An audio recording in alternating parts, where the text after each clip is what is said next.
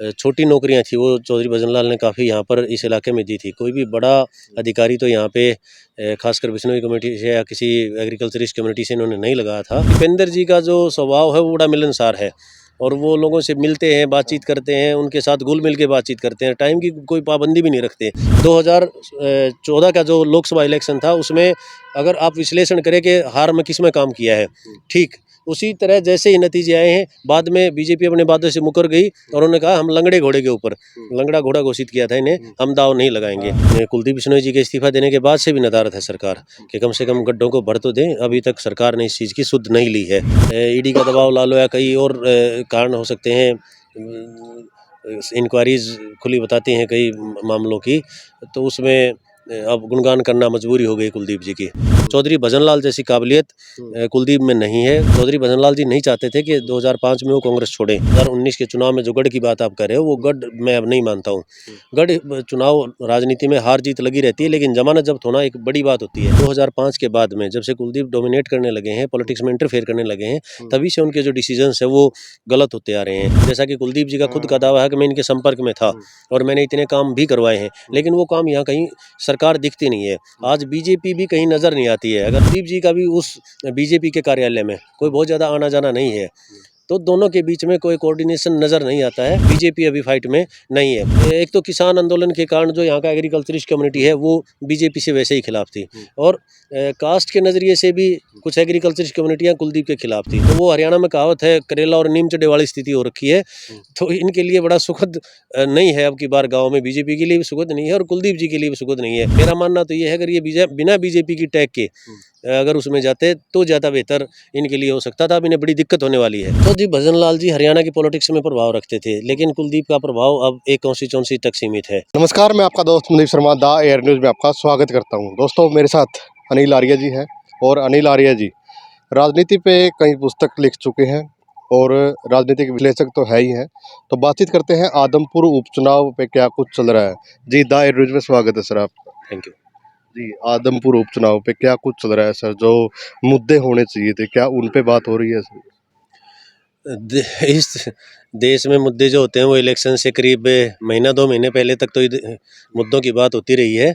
लेकिन हरियाणा में कई ऐसे चुनाव हैं जो मुद्दा आधारित होते हैं। जैसे 96 में शराबबंदी के मुद्दे पर वोटिंग हुई थी, तो आदमपुर में भी कई मुद्दे हैं। जैसे सभी बिरादरियों के पास लगभग यहाँ ज़मीन है और वो किसान आंदोलन के साथ सभी लोग जुड़े हुए थे। तो किसान आंदोलन या किसानों की जो एमएसपी के लिए लड़ाई थी वो बहुत बड़ा मुद्दा है। 2014 से पहले किसानों को बोनस मिलता था, वो 2014 के बाद में नहीं दिया गया है। बड़ी डिमांड है। सिंचाई के साधन यहाँ पर ठीक नहीं है। और भी बहुत सारे मुद्दे हैं। जैसे महिलाओं से रिलेटेड एक बड़ा मुद्दा हमारे रिसर्च में निकल के सामने आया था कि बाल समाज साइड काफ़ी सारे गांव में, करीब 6 गांव में तो पीने का पानी ही नहीं है, और वो लोग राजस्थान से जो सिंहमुख नहर है वहाँ से पानी लेके आते हैं या पेड़ पानी लेके आते हैं। तो पीने का पानी बहुत बड़ा मुद्दा है, किसानी बहुत बड़ा मुद्दा है, बेरोजगारी बहुत बड़ा मुद्दा है, गाँव की सड़कें टूटी हुई हैं, सरकार यहाँ नदारद रही है काफ़ी लंबे समय से, वो भी एक बहुत बड़ा मुद्दा है। कुलदीप बिश्नोई जी के इस्तीफा देने के बाद से भी नदारद है सरकार कि कम से कम गड्ढों को भर तो दें। अभी तक सरकार ने इस चीज़ की सुध नहीं ली है। तो मेरा मानना यह है कि कास्ट के अलावा, पार्टी के अलावा, क्षेत्र के अलावा मुद्दे आधारित भी यहाँ पर वोटिंग होगी। तो सर, आदमपुर की बात करते हैं तो मुख्यमंत्री का इलाका रहा है बड़े लंबे समय से, भजनलाल जी का गढ़ माना जाता है और अभी भी ये हालात है, तो क्या उस समय भी काम नहीं हुए सर? उस समय काम हुए थे, बताते हैं काफ़ी सारे। जो छोटी नौकरियां थी वो चौधरी भजनलाल ने काफ़ी यहाँ पर इस इलाके में दी थी। कोई भी बड़ा अधिकारी तो यहाँ पे खासकर बिश्नोई कमेटी से या किसी एग्रीकल्चरिस्ट कम्युनिटी से इन्होंने नहीं लगाया था। उनका लोगों का कहना ये, खासकर उनके विरोधियों का, कि वो नहीं चाहते थे कि यहाँ पे कोई उनका विरोध करने वाला भी पैदा हो। किसी को उन्होंने पनपने ही नहीं दिया, न राजनीतिक रूप से पनपने दिया, न आधिकारिक रूप से पनपने दिया कि लोग उनसे जुड़ सकें। और मेरा मानना ये है कि कोई भी आदमी ने उनके खिलाफ दोबारा चुनाव नहीं लड़ा है, वो मैनेज कर लेते हैं उन चीज़ों के। लेकिन चौधरी भजनलाल जैसी काबिलियत कुलदीप में नहीं है। और 2005 के बाद में जब से कुलदीप डोमिनेट करने लगे हैं, पॉलिटिक्स में इंटरफेयर करने लगे हैं, तभी से उनके जो डिसीजंस है वो गलत होते आ रहे हैं। यहाँ के लोगों का स्थानीय लोगों का कहना है कि चौधरी भजनलाल जी नहीं चाहते थे कि 2005 में वो कांग्रेस छोड़ें, लेकिन कुलदीप के दबाव में उन्होंने हजका बनानी पड़ी और हजका बना के उन्होंने नॉन जाट पॉलिटिक्स को पोषित करने का जो है पूरे हरियाणा में कार्यक्रम चलाया। उसका बड़ा नुकसान यहाँ पर होने वाला है। एक कम्युनिटी जो उनके साथ होती थी आज उनके विरोध में खड़ी हुई है। 91 और 92 में जब सरकार थी उस टाइम एससी के बीच में कैटेगराइज किए गए थे, उससे एससी समाज भी, अनुसूचित समाज भी बड़ा नाराज है। और काफ़ी लंबे समय तक यहाँ पर बिश्नोई कम्युनिटी के जो लोग हैं वो या चौधरी भजनलाल कह लें या कुलदीप जी कह लें, वो सत्ता में रहे हैं। तो अपनी कम्युनिटी का होने के कारण थाना, कोर्ट कचहरी, तहसील के अंदर उनकी एंटी इनकम्बेंसी है कि भाई एक बिश्नोई समाज जो है वो एरोगेंट भी है। बताया जाता है कि भाई दूसरों से अपने आप को अपर समझते हैं।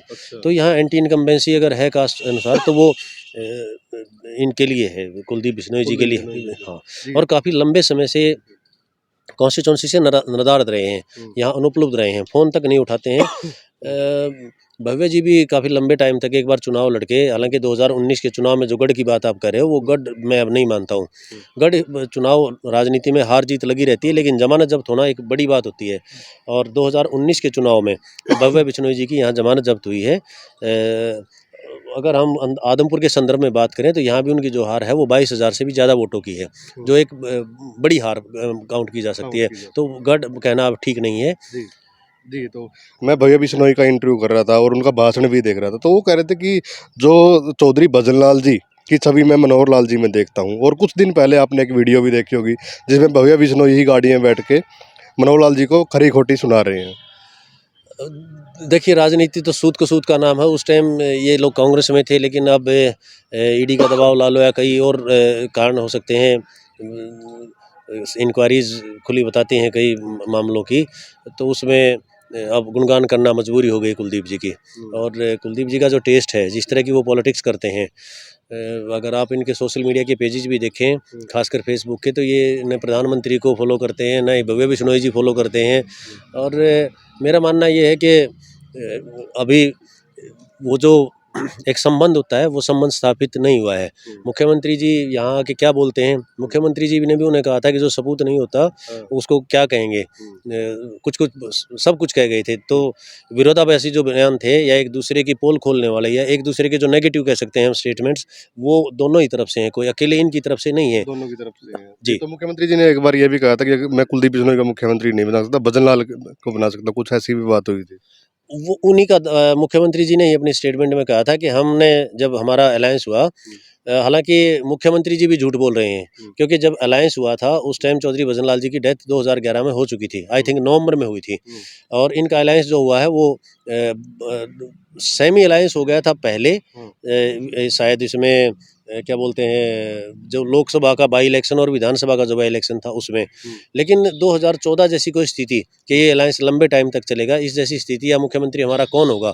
वैसे तो मुख्यमंत्री जी की अगर स्टेटमेंट माने, मुख्यमंत्री जी तब कहाँ थे जब बीजेपी ने और हजका अलायंस ने कुलदीप बिश्नोई का as a chief minister project किया था। उन्होंने कहा था कि हमारे जो अलायंस के मुख्यमंत्री होंगे वो कुलदीप जी होंगे, लेकिन अपनी बात से मुकर गए वो। 2014 का जो लोकसभा इलेक्शन था उसमें अगर आप विश्लेषण करें कि हार में किस में काम किया है, ठीक उसी तरह जैसे ही नतीजे आए हैं, बाद में बीजेपी अपने बातों से मुकर गई और उन्होंने कहा हम लंगड़े घोड़े के ऊपर, लंगड़ा घोड़ा घोषित किया था इन्हें, हम दाव नहीं लगाएंगे, हम चीफ मिनिस्टर बनेंगे। और काफ़ी जो स्टेटमेंट थी उस टाइम कुलदीप जी की कि मैं समझौता करने पर मजबूर किया गया था। बहुत जो ऐसी सीटें इनको दी जा रही थी जो इनको सूट नहीं करती थी या जो बीजेपी को सूट करती थी, दोनों ही एक ही टाइप की पॉलिटिक्स करते थे। और बीजेपी को हर उस पॉलिटिशियन से तकलीफ हो सकती है जो उन जैसी पॉलिटिक्स करता है, उसमें कुलदीप जी बिल्कुल अगेंस्ट उनके खड़े आते हैं, नजर आते हैं। जी, तो बिल्कुल अगर बात करें दुष्यंत चौटाला जी, उनको भी वो भी प्रभावित होते हैं इस चुनाव से। वीरेंद्र सिंह जी की बात करें तो वो भी प्रभावित होते हैं। तो किसकी मदद करेंगे, किसका ज़्यादा वो ये रखेंगे कि कुलदीप बिश्नोई जी नहीं जीतने चाहिए, क्योंकि अगर कुलदीप बिश्नोई जी जीत भी जाते हैं तो इनको नुकसान भी हो सकता है। दुष्यंत जी के लिए तो एक तरफ कुआं और एक तरफ खाई वाली स्थिति है। स्पष्ट ये है कि अगर यहाँ मुझे लगता नहीं कि जीत होगी। अगर जीत होती है तो इनकी पहले ही स्टेटमेंट ये है कि हमें हैवी वेट मिनिस्टर बनाया जाएगा और वो मंत्रालय जो है वो दुष्यंत के ही जाएंगे। तो दुष्यंत जी तो मुझे लगता है कि 2014 तक का ही अपना गेम सेट रखेंगे और वो इस चुनाव में इनकी बहुत ज़्यादा मदद नहीं करेंगे। तो अगर हारते हैं तो वो लॉन्ग टर्म का नुकसान है कि वो भूपेंद्र सिंह हुड्डा का जो प्रभाव है वो डबवाली तक हो सकता है अगर यहाँ आदमपुर में जीत दर्ज करते हैं। बहुत जी जान से लगे हुए हैं भूपेंद्र सिंह हुड्डा और दीपेंद्र जी। तो मेरा मानना ये है कि दोनों ही लीडर्स के लिए डिसीजन लेना बड़ा ही मुश्किल है और डिसीजन जो होगा वो शॉर्ट टर्म के लिए देख के चलेंगे कि 2014 तक कम से कम हम सत्ता सेफ रखें। 24 तक। हाँ 24 तक सॉरी। तो दो हमने जैसे बड़ौदा उपचुनाव देखा था सर, 6 महीने से ज़्यादा का समय लग गया। एलनाबाद में भी 6 महीने से ज़्यादा, लेकिन यहाँ पे बहुत जल्दबाजी कर दी। 3 महीने के अंदर ही उपचुनाव है और जो सरकार ने काम करवाने चाहिए, जैसे रातों को सड़कें बन रही थी बड़ौदा में या दूसरे उपचुनाव में, लेकिन यहाँ ऐसा नहीं है। और दूसरी साइड पूरे हरियाणा को कहीं ना कहीं बिजी कर रखा है। पंचायत चुनाव चले हुए हैं और युवा अगर प्रचार करने आते तो एग्ज़ाम चले हुए हैं। देखिए जो पंचायत चुनाव थे उसी के कारण ये जल्दबाजी में डिसीजन लिया गया है। एक ये था कि कुलदीप जी का जो हम यहाँ जुलाई में आए थे तो कुलदीप जी का जो वोट बैंक था वो डे बाय डे कम हो रहा था। इस बात को भांपते हुए शायद इन्होंने ये अनुरोध किया होगा कि इलेक्शन जल्दी से जल्दी कराएं, क्योंकि जब से उन्होंने राज्यसभा में खिलाफ वोट किया है तब से लेकर सरकार को यहाँ सक्रिय हो जाना चाहिए था। अगर ये जैसा कि कुलदीप जी का खुद का दावा है कि मैं इनके संपर्क में था और मैंने इतने काम भी करवाए हैं, लेकिन वो काम यहाँ कहीं सरकार दिखती नहीं है। आज बीजेपी भी कहीं नज़र नहीं आती है। अगर हम फील्ड में बात करें, बीजेपी का सिर्फ एक है कि अपने कार्यालय तक प्रेस कॉन्फ्रेंस करते हैं और उनके लीडर वहीं से वापस चले जाते हैं। किसी गांव में कोई जनसभा उनकी बहुत ज़्यादा देखी नहीं गई है। जबकि दूसरी तरफ कुलदीप जी का भी उस बीजेपी के कार्यालय में कोई बहुत ज़्यादा आना जाना नहीं है। तो दोनों के बीच में कोई कोऑर्डिनेशन नज़र नहीं आता है। और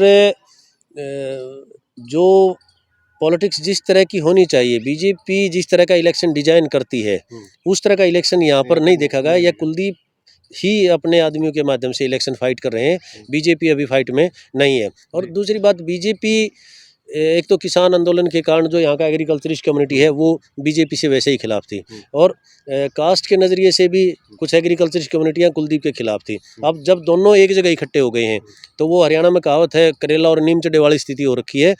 तो इनके लिए बड़ा सुखद नहीं है। अब की बार गाँव में बीजेपी के लिए भी सुखद नहीं है और कुलदीप जी के लिए भी सुखद नहीं है। मेरा मानना तो ये है अगर ये बिना बीजेपी की टैग के अगर उसमें जाते तो ज़्यादा बेहतर इनके लिए हो सकता था। अब इन्हें बड़ी दिक्कत होने वाली है। जी, एक बड़ी बात ये भी है सर, किसानों को लगातार किसान धरने पे बैठे हुए थे, मुआवजा नहीं मिला। कुलदीप बिश्नोई जी लाइव आके कहते हैं कि मुआवजा डिक्लेयर हो चुका है, उसके बावजूद भी खातों में पैसे नहीं आए। अब भी आंदोलन कर रहे हैं किसान। तो कहीं ना कहीं ये भी है कि बीजेपी ही चाहती है कि कुलदीप यहाँ से ना जीते। ये जो धरना चला हुआ है 2009, 2019, 2020 और 2021 3 बार की फसल खराब हुई है। और अब की बार भी फसल मैं तो किसानों का दर्द जो है मैं क्या बताऊँ आपको।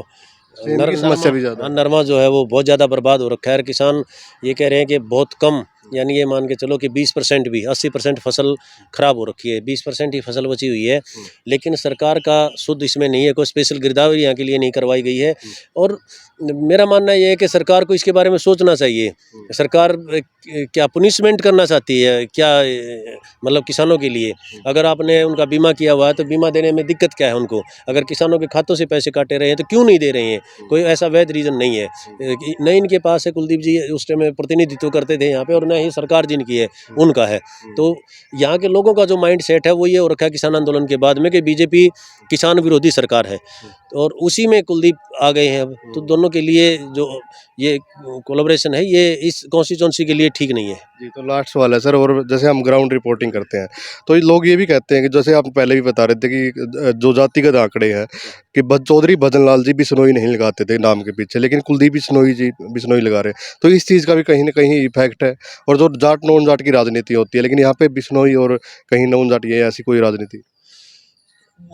चौधरी भजनलाल जी हरियाणा की पॉलिटिक्स में प्रभाव रखते थे, लेकिन कुलदीप का प्रभाव अब एक कॉन्स्टिट्यूंसी तक सीमित है। और जब आदमी राजनीतिक रूप से कमज़ोर होता है तो सभी लोग आज बिश्नोई समाज के करीब जिनको इन्होंने काम नहीं किए हैं या कोई नेगेटिव काम हो रखे हैं वो सब खड़े हो रखे हैं।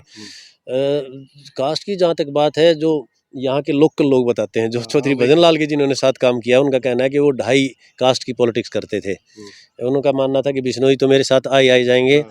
और उन्होंने ज़्यादा जो अधिकारी लगाए हैं हम्म। वो अरोड़ा कम्युनिटी से लगाए हैं, छोटी नौकरियां दूसरी कम्युनिटीज़ में दी हैं, 2 बीसी कम्युनिटी को भी साथ के रखते थे, लेकिन कुलदीप अब उनमें कामयाब नहीं हुआ है।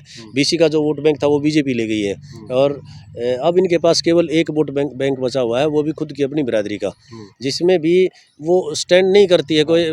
जाट कम्युनिटी यहाँ सबसे बड़ी है, नंबर 2 पे बिश्नोई हैं, लगभग आधे से थोड़े से ज़्यादा हैं, उनके आधे से थोड़े से कम हरिजन हैं, उनसे थोड़े मतलब ऐसे है छोटी छोटी कास्ट पे 4-4 5-5 हज़ार की बहुत सारी कास्टें यहाँ पर मौजूद हैं, जो पर्सनल रिलेशन के आधार पर भी वोटिंग करती हैं। मेरा मानना ये है कि बहुत सुखद चुनाव नहीं होगा, और ये चुनाव अगर बीजेपी के या कुलदीप जी के नज़रिए से देखें कि हम इसको जाट नॉन जाट कर देंगे, तो ये पॉसिबल नहीं है, संभव नहीं है। यहाँ सभी लोग एग्रीकल्चरिस्ट हैं, यहाँ सभी लोग भुक्तभोगी हैं, यहाँ थाना कोर्ट कचहरी सत्ता के आधार पर या जो राजनीतिक रूप से उपेक्षित हैं, इस आधार पर तो हो सकता है, और वो बिश्नोई और नॉन बिश्नोई होने के चांसेस ज़्यादा हैं उसमें। जी, तो यहाँ पे दीपेंद्र हुड्डा प्रचार में उतरे हैं और पीछे बड़ौदा में भी उतरे थे।